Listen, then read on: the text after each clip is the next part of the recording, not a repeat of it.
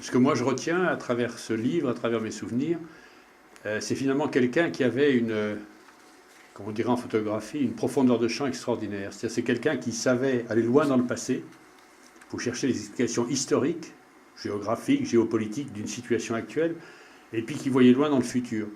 Le meilleur exemple, c'est sur l'unité allemande, où dès 1981, il reçoit Helmut Schmidt, à l'époque chancelier, socialiste, à Lach, et il lui dit l'aspiration à l'unité du peuple allemand est légitime, il faut qu'il se passe des choses du côté de l'Union soviétique, cela prendra au moins 15 ans, mais cela se fera.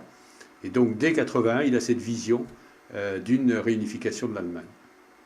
Et s'il fallait retenir un héritage, une trace qu'a laissé François Mitterrand dans notre histoire, notre vie politique, lequel serait-il selon vous? J'aurais envie de vous en donner deux.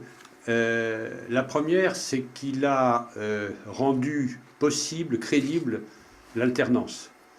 C'est que la gauche est arrivée au pouvoir de manière durable, puisqu'il a fait 2 septennats, et que, alors que beaucoup de gens considéraient que nous étions illégitimes par principe, incompétents et incapables, que le pouvoir appartenait naturellement à la droite, il faut voir ce qui se disait en 1981, il l'a installé dans la durée et il a été un chef d'État respecté.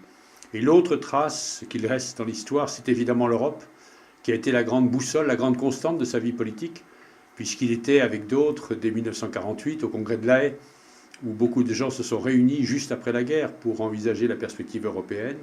Et il a, tout au long de sa carrière politique sous la 4ème République, mais aussi et surtout comme président, œuvré avec le chancelier Kohl, avec Jacques Delors, pour que l'Europe devienne une réalité beaucoup plus forte, avec un marché unique, avec une intégration politique, avec la création de l'euro, en réponse d'une certaine manière à l'unité allemande, qu'il fallait ancrer l'Allemagne dans l'Europe, et c'est ce que Kohl, Mitterrand et Delors ont voulu et fait ensemble. Merci.